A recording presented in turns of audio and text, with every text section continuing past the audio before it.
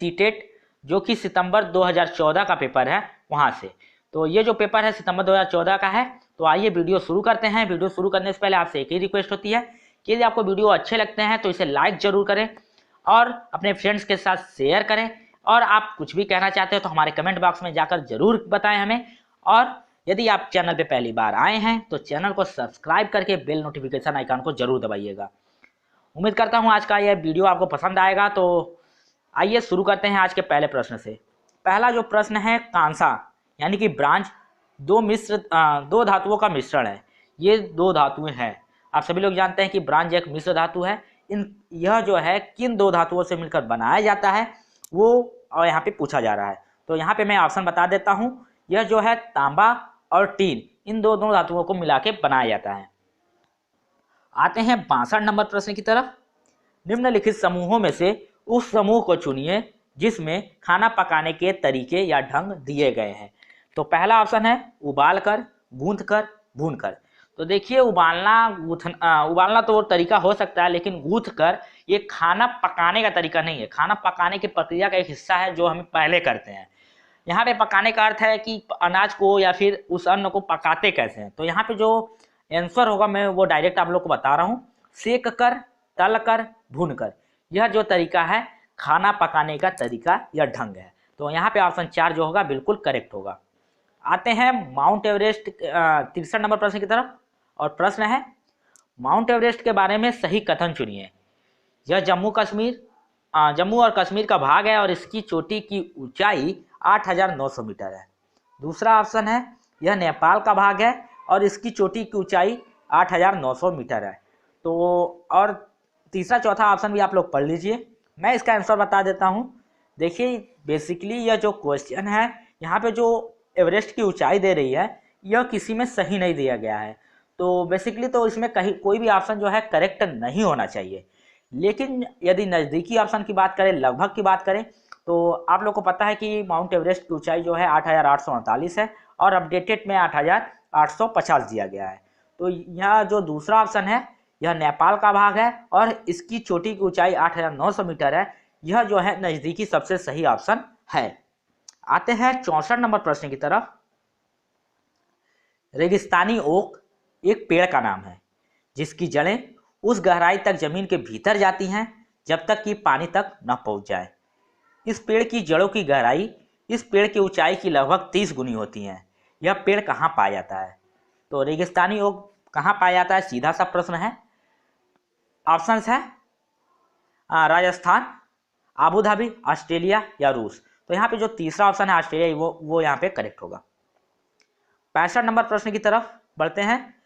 कोई रेलगाड़ी गांधीधाम से 16 जुलाई 2014 को प्रातः 5:15 स्टेशन छोड़कर 18 जुलाई 2014 को प्रातः 4:45 बजे नागरकोइल स्टेशन पर पहुंचती है। रेलगाड़ी द्वारा चली गई दूरी कुल 2,649 किलोमीटर है। इस रेलगाड़ी की औसत चाल किलोमीटर पर घंटा में होगी। तो हमें क्या ज्ञात करना है? औसत चाल। तो औसत चाल के लिए आपको मैं फार्मूला बता दूं, कुल दूरी बटे कुल समय। तो कुल दूरी कितनी चली गई है? 2,649, इतनी दूरी चली गई। और कुल समय कितना लगा? कुल जो समय लगा है 5:15 पे चली थी और 2 दिन बाद 4:45 पहुंची है। यानी कि आधे घंटे कम हो गए हैं 48 घंटे में, यानी कि 47.5 घंटे हमें टोटल लगे। तो आपको क्या करना है, 2649 में 47.5 से डिवाइड कर देना है, आपका आंसर निकल के आ जाएगा। तो 47.5 से जब आप डिवाइड करेंगे तो आपके पास लगभग आएगा 55.76। ठीक है, तो ये लगभग में आंसर भी पूछ रहा है हमसे। तो लगभग में जो ये आंसर जाएगा 55.76, 5 से ऊपर हो गया इसलिए ये चला जाएगा 56 में। तो यहाँ पे जो 56 होगा ऑप्शन 2 ये करेक्ट होगा। आते हैं 66 नंबर प्रश्न की तरफ। बिहार राज्य के लोगों के लिए मधुमक्खी पालन शुरू करने की सबसे अच्छी अवधि कौन सी होती है? जनवरी से मार्च, अप्रैल से जून, जुलाई से दिसंबर या फिर अक्टूबर से दिसंबर। तो यहाँ पे चौथा ऑप्शन अक्टूबर से दिसंबर करेक्ट है। आप सभी लोग जान रहे हैं कि बिहार राज्य जो है मधुमक्खी पालन के लिए भारत का सबसे अग्रणी देश है। आते हैं 67 नंबर प्रश्न की तरफ। खिजड़ी वृक्ष के बारे में सही कथनों को चुनिए। यह वृक्ष मुख्यतः रेगिस्तानी क्षेत्रों में पाया जाता है। यह ऑप्शन करेक्ट है। इसे अधिक जल की आवश्यकता नहीं होती, यह भी करेक्ट है। यह छायादार वृक्ष है जिसकी छाया में बच्चे खेलना पसंद करते हैं, यह भी करेक्ट है। यह अपने तने में जल एकत्र करता है और लोग पतले पाइप से इस जल को पीते हैं। जी यहाँ पे ये ऑप्शन गलत हो गया, यानी कि यहाँ पे जो ए बी सी ऑप्शन दिया होगा वो करेक्ट होगा। तो ये हमारे पहले ऑप्शन में ही दिख रहा है यहाँ, तो यहाँ पे जो होगा ऑप्शन एक करेक्ट हो जाएगा। आते हैं 68 नंबर प्रश्न की तरफ।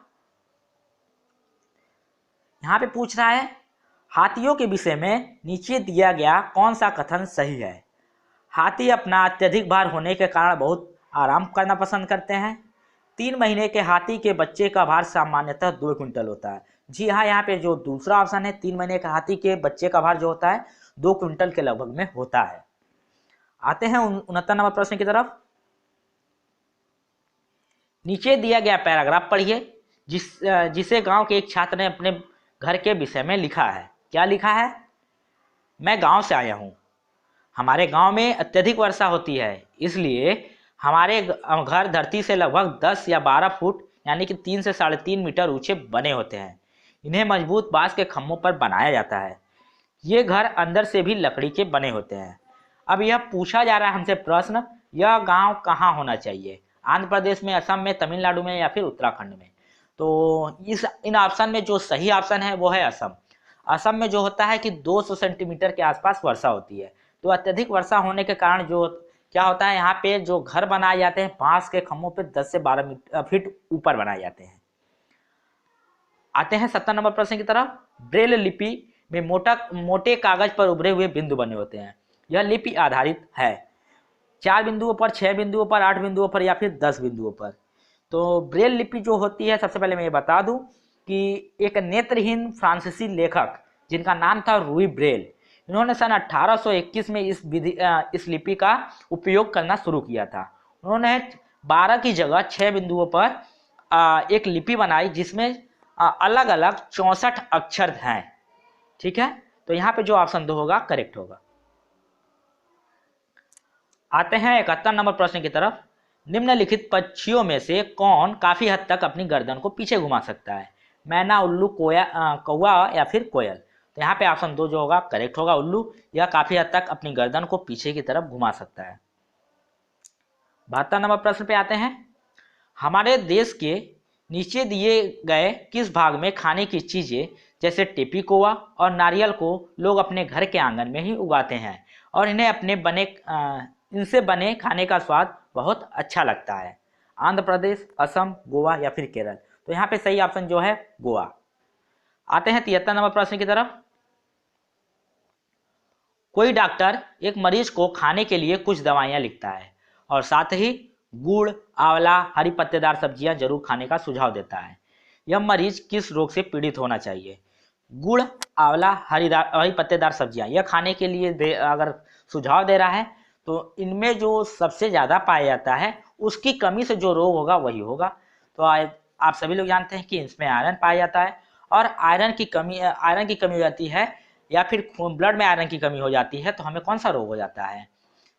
एनीमिया हो जाता है, जिसे रक्त अल्पता भी कहते हैं। तो यहाँ पे चौथा ऑप्शन जो होगा बिल्कुल करेक्ट होगा। 74 नंबर प्रश्न की तरफ आते हैं। कुछ पक्षी हमारी तुलना में 4 गुनी अधिक दूरी तक देख सकते हैं। यह पक्षी कौन कौन से हैं? तो ये पक्षी कौन कौन से हैं? तो कौवा, चील, बुलबुल जी नहीं, बाज, कबूतर, तोता जी नहीं, चील, बाज और गिद्ध जी हाँ। यहाँ पे जो तीसरा ऑप्शन है यह बिल्कुल करेक्ट है। 75 नंबर प्रश्न पे 75 नंबर जो प्रश्न है, भारत के मानचित्र में दिल्ली की स्थिति के सापेक्ष हिमाचल प्रदेश की राजधानी शिमला और मध्य प्रदेश की राजधानी भोपाल क्रमशः स्थित है दिल्ली के उत्तर पूर्व और उत्तर पश्चिम में। तो ऐसा कीजिए, यदि आपको याद नहीं है तो आप एक बार मानचित्र उठा के देख लीजिए, आपको जो पहला ऑप्शन होगा वो करेक्ट मिलेगा। यानी कि दिल्ली यदि यहाँ पे है तो उत्तर पूर्व की तरफ आपको हिमाचल प्रदेश है, आप सभी लोग जानते हैं। ओके, अगला प्रश्न है आपके सब्जेक्ट से ही जुड़ा हुआ है, इसे आप जरूर बताइएगा, सही ऑप्शन बताइएगा और हमें लास्ट में कमेंट करके जरूर बताते रहिए कि आपके 30 में कितने प्रश्न सही होते हैं और आपको ये वीडियो कैसा लगता है।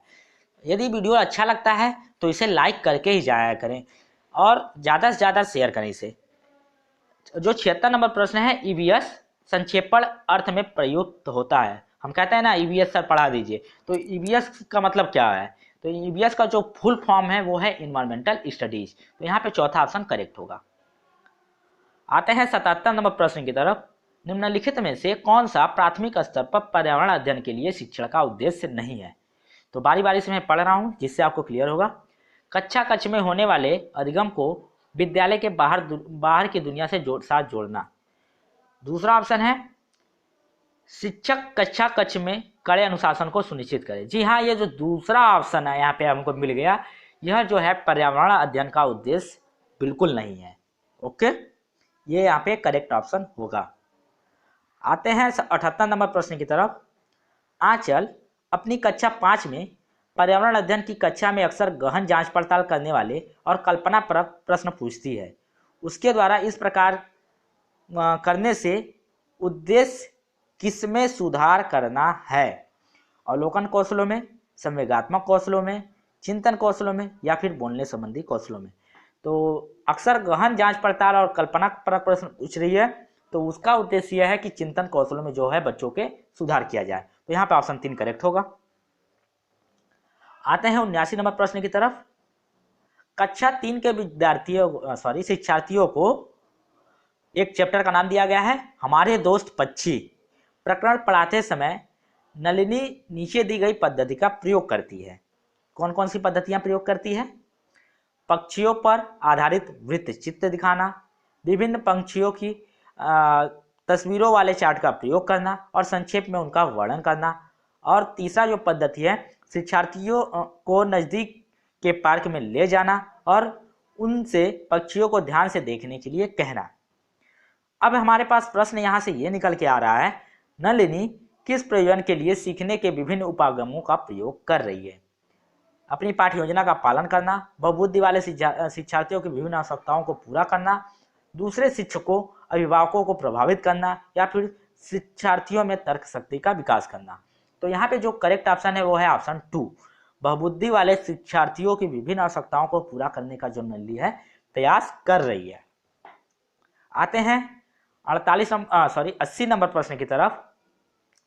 खेल जो हम खेलते हैं प्रकरण के शिक्षण में शिक्षार्थियों की अधिकतम भागीदारिता के लिए निम्न में से कौन सी शिक्षण युक्ति सबसे अधिक प्रभावी होगी? शिक्षार्थियों को खेल के मैदान में ले जाना और उन्हें अलग अलग दिनों में अलग अलग खेल खिलाना। यह जो तरीका है बिल्कुल सही है, बिल्कुल प्रभावी है, इसलिए यहाँ पे ऑप्शन 1 जो होगा करेक्ट होगा। ओके, आते हैं 81 नंबर प्रश्न की तरफ। निम्न में से कौन सा पर्यावरण की कक्षा में रूपात्मक आकलन का समुचित कार्य नहीं है? पाठ में दी गई महत्वपूर्ण शब्दावली की परिभाषा की व्याख्या करना, दिए गए प्रयोगात्मक क्रियाकलापों को पूरा करना और अपने अवलोकन को दर्ज कराना। तीसरा है दिए गए प्रयोगात्मक प्रारूप में चिन्हांकन वाले आरेख बनाना। और जो चौथा ऑप्शन है जल प्रदूषण की हानियों के बारे में चर्चा करना। तो यह जो ऑप्शन है यहाँ पे चौथा, ये यहाँ पे करेक्ट होगा, यह उद्देश्य नहीं है। आते हैं 82 नंबर प्रश्न की तरफ। जीव जंतुओं पर आधारित पाठ को पढ़ाने के बाद शीतल कक्षा 4 के शिक्षार्थियों के लिए चिड़ियाघर के भ्रमण का आयोजन करती है। यह में शिक्षार्थियों की मदद करेगा। यहाँ पे खाली स्थान में भरना है। तो जीव जंतु संरक्षण के कौशलों में विकास, दैनिक समय सारणी की चर्चा में बदलाव। अगला जो है कक्षा कक्षीय अधिगम को वास्तविक जीवन से परिस्थितियों के जुड़ने। तो जी हाँ, यह जो प्रक्रिया है बच्चों के जो कक्षा कक्षीय अधिगम है उन्हें वास्तविक जीवन की परिस्थितियों के साथ जुड़ने में बिल्कुल मदद करेगा। तो ऑप्शन 3 यहाँ पे बिल्कुल करेक्ट होगा। 83 नंबर प्रश्न। शालिनी कक्षा 5 के विद्यार्थियों को पोषण पर आधारित प्रकरण से परिचित कराना चाहती है। उन्हें श्यामपट्ट पर पाचन तंत्र का आरेख बनाना चाहिए, पोषक तत्वों के भरपूर विभिन्न प्रकार के भोजन के उदाहरण देने चाहिए, विभिन्न प्रकार के भोजन को प्रदर्शित करने वाले चार्ट का प्रयोग करना चाहिए और शिक्षार्थियों से कहना चाहिए कि वे अपने अपने टिफिन बॉक्स खोलें, उनके तत्वों का अवलोकन करें और उसके बाद उन्हें उनकी व्याख्या करनी चाहिए। तो यह प्रश्न जो है कल भी आया था, ये 2012 में यानी कि पूछा गया है। तो यहाँ पे जो चौथा ऑप्शन था वो करेक्ट होगा। शिक्षार्थियों से कहना चाहिए कि वो अपने अपने टिफिन बॉक्स खोलें, उसके तत्वों का अवलोकन करें, उसके बाद क्या करना चाहिए, शिक्षिका को उसके बारे में व्याख्या करना चाहिए। सॉरी। 84 नंबर प्रश्न की तरफ आते हैं। रश्मि को यह सिखाया जाता है कि वह प्रश्न पत्र बनाते समय निम्न चरणों को क्रम में नहीं दिया गया है का अनुपालन करें। तो यह प्रश्न भी कल आया था। यदि आपको याद है, कल का हमारे वीडियो देख रहे हैं, यदि आप हमारे लगातार वीडियो देख रहे हैं तो आपको कई प्रश्न ऐसे होंगे, कई सेट में मिलेंगे। तो यह जो क्रम है दिया गया है।